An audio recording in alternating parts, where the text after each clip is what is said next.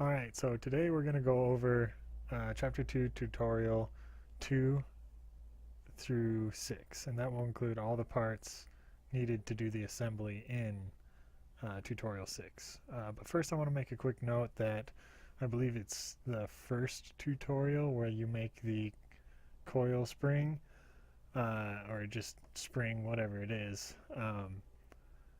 It tells you to do an initial diameter on the bottom of half an inch, but it actually needs to be a 1 inch. Some people might run into an issue later.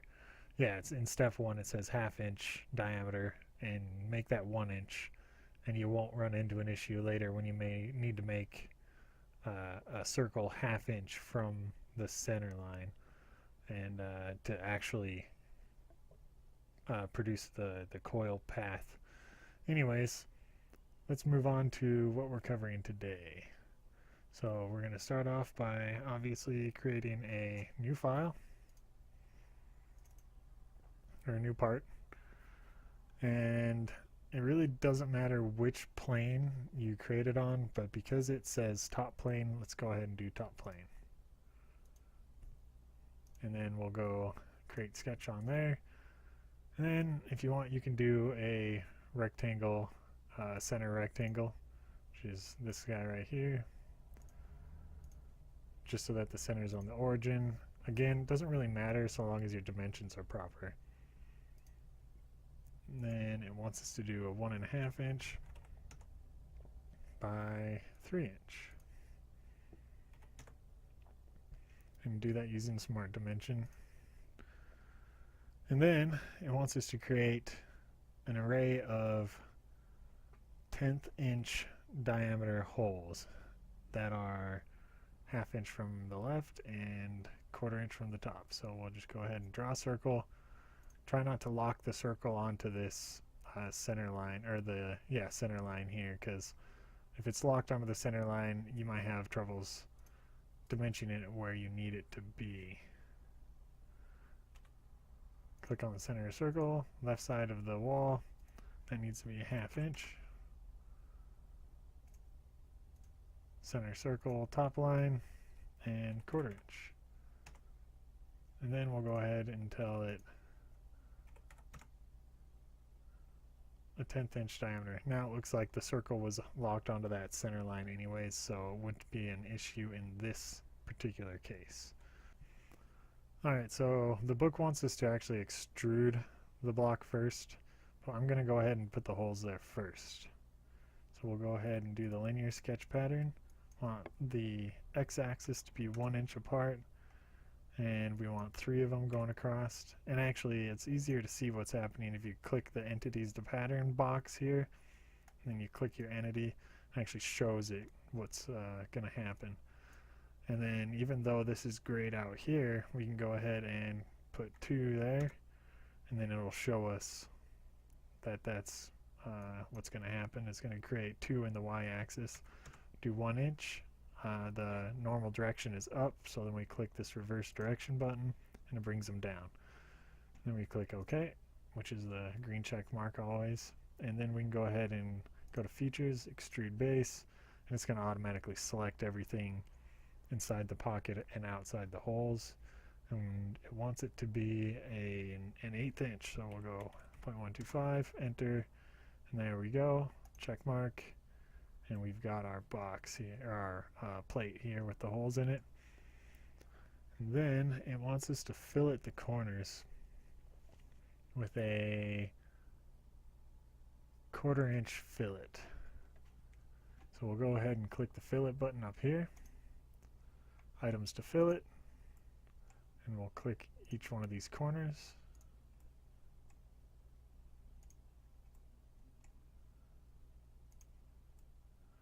And partial preview usually only shows 1, but you can click full preview and it'll show all the corners.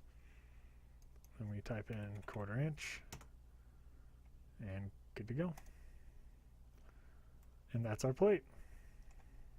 Okay, now we're going to create the bracket, and to do so we're going to go ahead and create a new part, of course, and then we're going to sketch it on the front plane. I always click normal too, so it brings the part perpendicular to our point of view.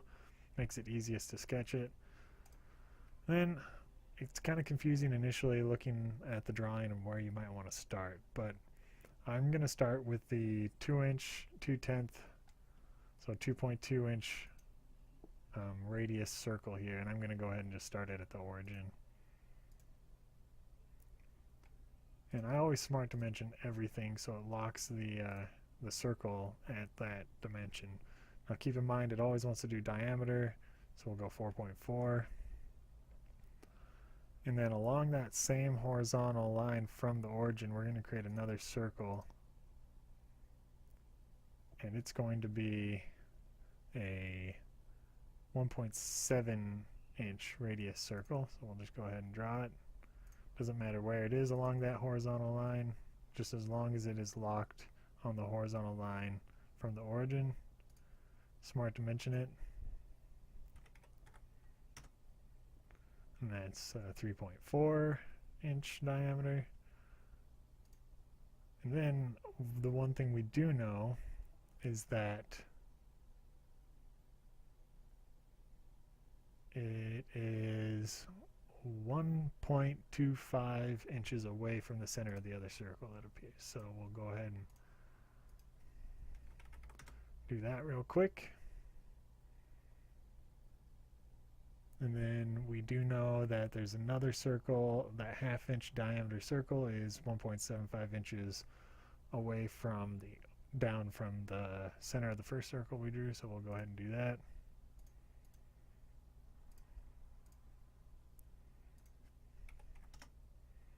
Call it 1/2 inch diameter. We'll do another smart dimension over there, and it's 1.75. Now that we have that, we're good there. And then we're going to go ahead and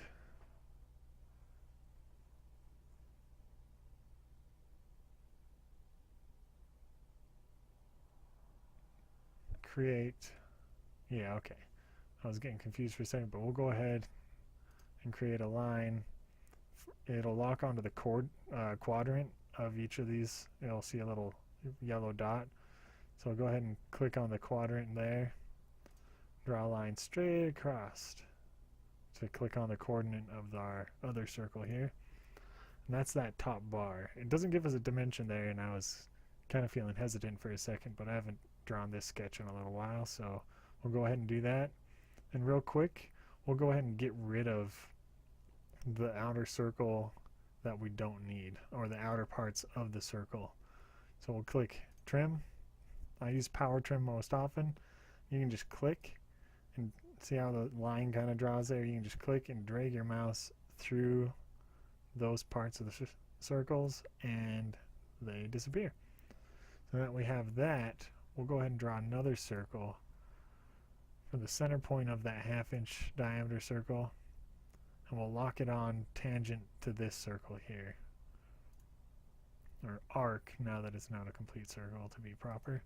And we'll go ahead and click trim entities again, power trim, and we'll slice through that little pointy section down there where the arcs intersected. And then we can also actually trim away that right part of the circle we just created. Now we're basically done with this part. We just have to extrude it. How thick did they want it? Looks like an 1/8 inch.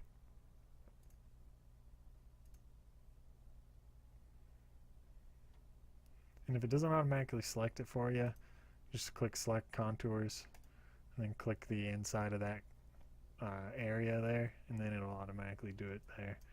Then type in 1/8 inch. We're good to go there. Alright, now there's one more step to this part. We'll go ahead and right click on this top plane or top face of the part. Click the normal 2. And then we'll go ahead and draw 2 circles on here, but at first, to make it easiest, we'll go ahead and do a center line from the center of the left over to the center of the right. That way we can lock our circles onto the center line.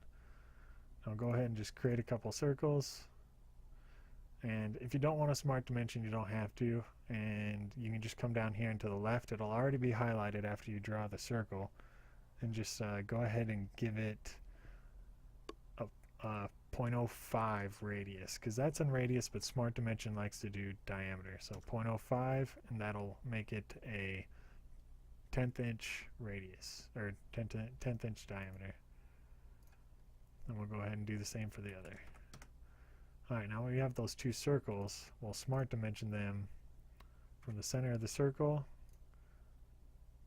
to the right hand line. It looks like we want 1/4 inch for the first one. And it looks like we want 1 inch from the center of that circle to the next. And it looks like we want to extrude cut now, and 1/10 of an inch extrude cut. An extrude cut should automatically know that you're wanting to cut into the part, so you don't have to reverse any directions. Click the green check mark. Now this part is officially done. Alright, for the next tutorial, it's creating the wheel. So we'll go ahead and sketch on the front plane. We'll make a circle, smart dimension it to a 3-inch diameter, or radius I mean. No, diameter is what I really meant. And then I'm going to go ahead and sketch that center circle, which is, I believe, a 1/2 inch radius. No, 1/2 inch diameter.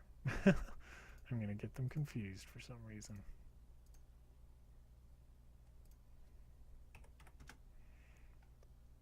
And at this point, I believe it's a 3/4 inch, yep, 3/4 inch depth of extrusion. So we'll go extrude and we'll make it 0.75. Now you can always do multiple steps and do the hole afterwards, but honestly it's just fine to do the hole right away, because you can still go back and edit the dimension of the hole if you need to.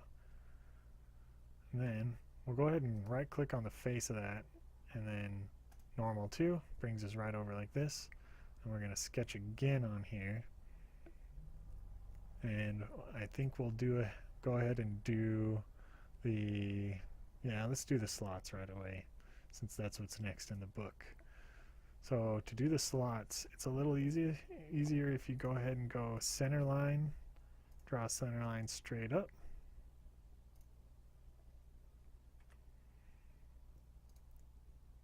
go ahead and draw another center line a little to the left of that. Doesn't need to be perfect right now. I'll draw another center line over. Alright, so right now it tells us that the middle center line needs to be 22.5 degrees over from vertical, and so that's actually going to be 112.5 degrees. So we'll go ahead and click on that, and as you see it'll say 104 degrees, so you just type in 112.5, which is 90 plus 22.5, and then I think it's 151 from there. We'll go ahead and just do some math. Oh, 157.5 for this line right here. Alright, so now that we have those two lines, those are our guidelines for the radius or arc slot, center point arc slot. So we'll go ahead and just click on that guy. Well, actually first we need to go ahead and do a circle from the center, or the origin, and make it a 1 inch 1 inch diameter, 1 inch radius. Or wait, it says 1 inch radius. So yes, 1 inch radius. And I just went ahead and just typed 1 down on that side right here. Then we'll go ahead and go center point arc slot. Click on the center point of the arc, which will be the origin. And we can click, I think it wants us to do it clockwise. Yep. So click on the lower point here, and it'll lock on. It'll lock onto this center line here, and then it'll lock onto the circle once you get there. and then go ahead and click over here. Oh, why did it do that? Sometimes it will create the arc the opposite direction, so you can just go ahead and redo it. I mean, it says to create 0.1 in the center, 0.2 on the left, or your first point, and then third point clockwise from that. So I'm not sure why I did that, but I'm going to try it again. Yep, it worked that time. I'm not sure why it got all goofed up. Alright, so now it's locked onto those center lines and the 1-inch radius arc or circle we made. Then you can just click anywhere once you make the slot. And since the slot has a 1/4 inch radius on each end, right here where it shows the width of the slot, go ahead and just type in 1/2 inch.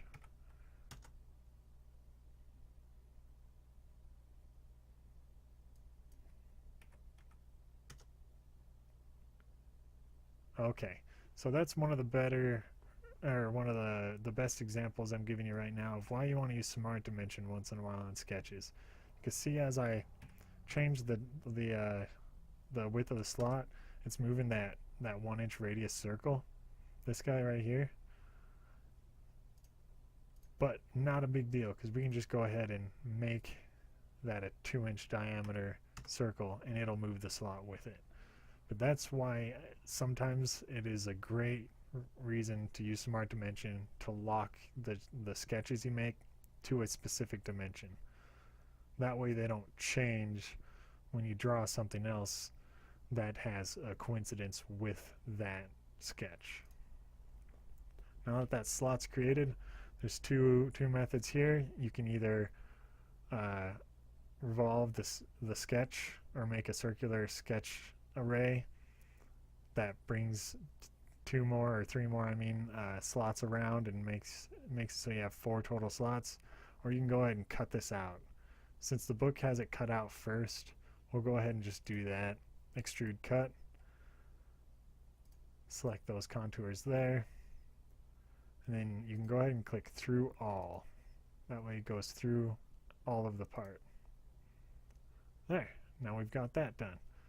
Now we'll go ahead and do our pattern. So we click on the down arrow from the linear sketch pattern, select circle, and we'll go ahead and the parameters here for the center, it's going to be the center of, let's see, yep, that's good enough. We can just click that circle right in the middle. And we want them each to be 45 degrees from each other, or 90 degrees from each other, sorry.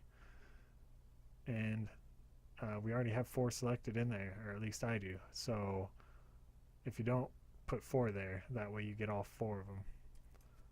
Because I don't think 3, yep, 3 won't do it. You gotta have 4. Click the green check, and there we go. We got our slots. And next, we'll go ahead and do the cutout, or the extrude cut. That gives us the depth of the center of the wheel. So we'll create a new sketch on the same plane, or same surface, and we'll create another circle, and that needs to be a 3/4 inch diameter, and hey, I almost drew it perfect. And then we need another circle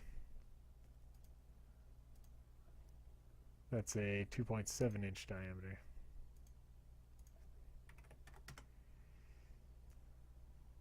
And it wants us to do an 1/8 inch extrude cut. So we'll go ahead and go features, extrude cut, 1.25, 0.125, and then click the green check. Now you can see that we've got our extrude cut there. Wants us to do the same thing on this side. Now you could mirror the sketch over, but I'm just going to go ahead and draw another sketch on this side and keep it simple. That will mean if you wanted to edit that depth of extrusion, you're going to have to do it twice, one on each side. There are ways that if you mirrored, then as soon as you edit the one side that you mirrored, it'll automatically do it to the other side when you're editing it. But For our case, we're just going to go ahead and draw two of them. Oops, I think I exited sketch. Yep, edit sketch. 0.75, 2.7. I apologize that I'm stumbling through some of this because I haven't drawn the sketch in a while, and I don't really like following the book too much because it can be a little confusing, but it would benefit me looking ahead a little bit and trying to memorize what these dimensions are. Alright, now we have our extrude cut on both sides. And I believe that's it for the wheel. Yeah, and the book does have you mirror it across the front plane. So actually that probably would have been the best for me to show you how to mirror it. And actually we can go back and do that. So I'm going to go ahead and delete this this sketch right here, or this whole step right there. So now it's no longer on that side, and I'll even delete that sketch too. Okay, so now we only have the extrude cut on one side, and if I click on the front plane, I need to create another plane that's half of the width of this guy. Now I might not have done the initial extrude properly, but I definitely need to have a plane halfway across here to mirror it over. So let's go ahead and go reference plane. We'll go front plane and then half of 3/4 of an inch, which I'm going to be lazy.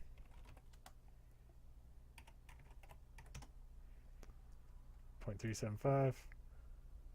And we'll go ahead and have this offset distance set to 0.375. Now we've got a reference plane that's halfway across our wheel depth there.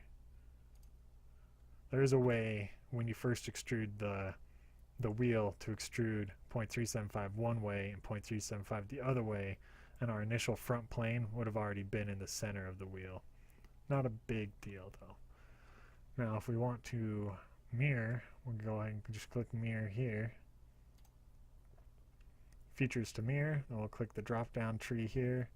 We'll go features, or the extrude cut number 2. And it'll automatically show the other side of that plane because I had already had the plane selected. If the plane's not already selected, you need to click on the mirror face plane and click plane 1, which is the reference geometry that I just created.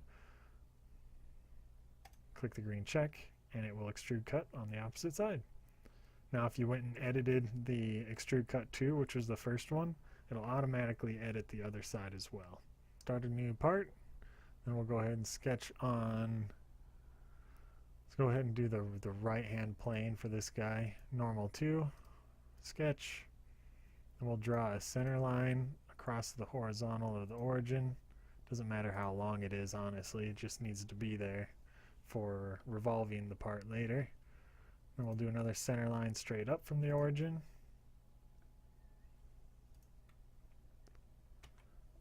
And now let's go ahead and do a circle from the origin that's got a radius of 1.63.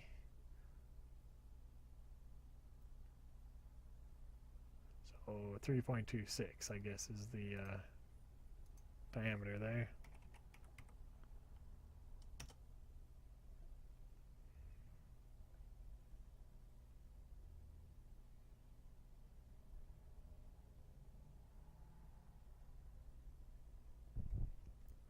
And then from here, click the check mark.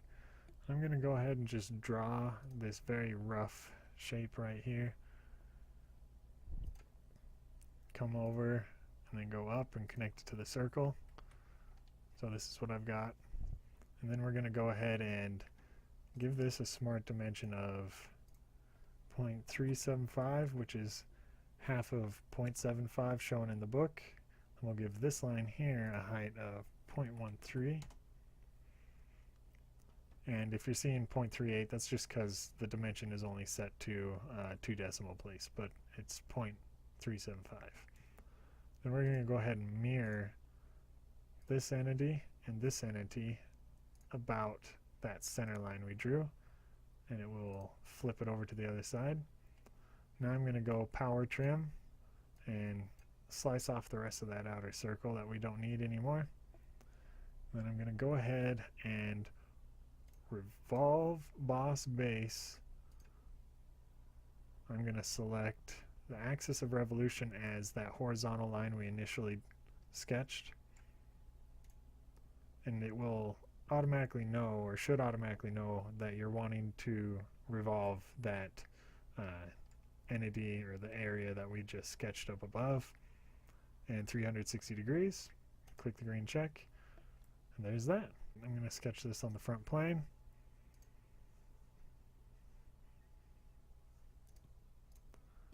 Draw a circle given a diameter of 1/2 inch.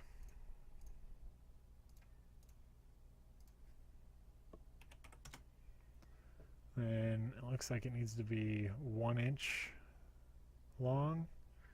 Let me double check that real quick. Yes, 1 inch long. So then we'll go extrude and 1 inch. Pin is complete. Now we'll do the assembly portion of it, and if you don't already have all of the parts open in SolidWorks, go ahead and open all of the parts to this. If I go ahead and minimize, you can see that I've got all of them opened here, and that they'll all be sitting down below. Then we'll go ahead and start a new assembly. It'll bring this up, and that's, if you don't have them all open, it won't show all your parts on the left hand side, and you have to browse and open. So if they're already open, it just already has them there, which is pretty convenient. So we'll go ahead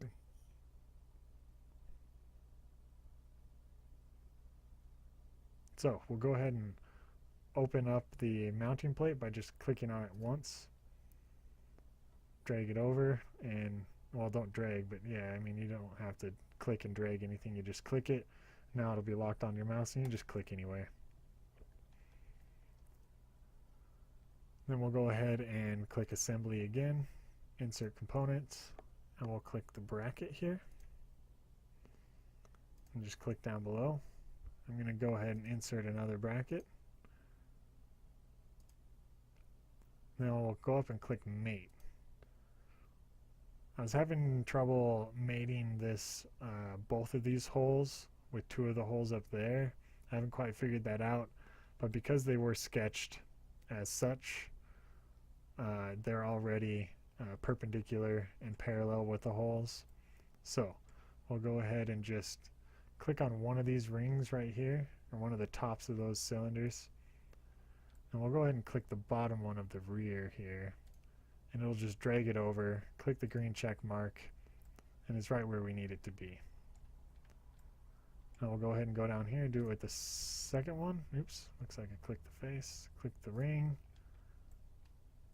I'm going to go ahead and click this guy right here, and it'll bring that one right over. And that's good to go. Now we will go check mark on the mates, insert component. We'll do the tire. No, let's do the wheel actually. Well, it doesn't really matter because you need to mate the tire with the wheel. So we'll insert the tire now. And what I want to do is mate the inside surface of this tire with the outside surface of the wheel. Or I'm sure we could just mate this outer ring with the outer ring of this wheel, and I'll go ahead and just bring it in. No, all it does is make them concentric, which is fine. I bet we can do something else, but we'll go ahead and then mate on the opposite side this surface with that surface, and it'll bring them together. Click the green check mark, and there they are. Now it actually looks like something. Now what I want to do is mate the inside cylinder of this with the inside cylinder here, and what it'll do is drop it down and make it so that they're concentric. And then I want to mate this surface here with the inside surface here. It's going to bring them together till they're touching, but I believe If we just go ahead and click the distance option here, we can go ahead and type in an 1/8 inch, and I'm pretty sure, no, looks like that's all the gap there. So half of an 1/8 of an inch, so 0.0625. There we go. Now it's halfway in between. Click the green check mark, and we're done with that guy. Now we'll insert the pin.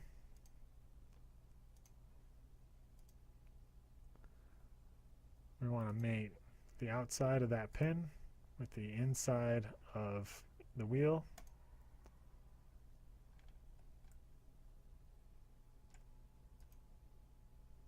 And it'll go ahead and bring it up. It might not already insert it, but it'll bring it up. Then we can go ahead and mate the outside surface of that pin, which you can see through there, with the outside surface of this bracket. And it'll bring them to the point where they'll be on the same plane there, but we'll do the same thing with the distance there. And I want to say this one is an 1/8 inch. Let's see. No, looks like that one's also, oops, I need to go edit that mate. I'm just going to undo that real quick so I can just redo it.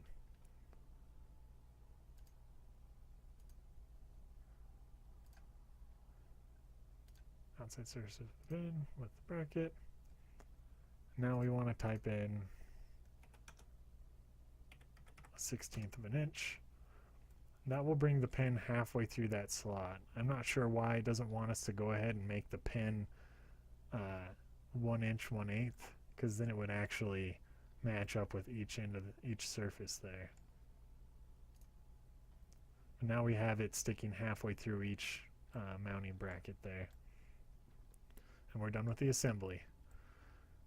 Now, if you want to render it up looking cool, I can't remember if the book asks us to render it. Let me see here real quick.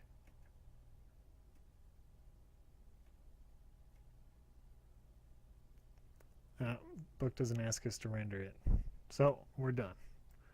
There's the full assembly, and it's looking pretty good.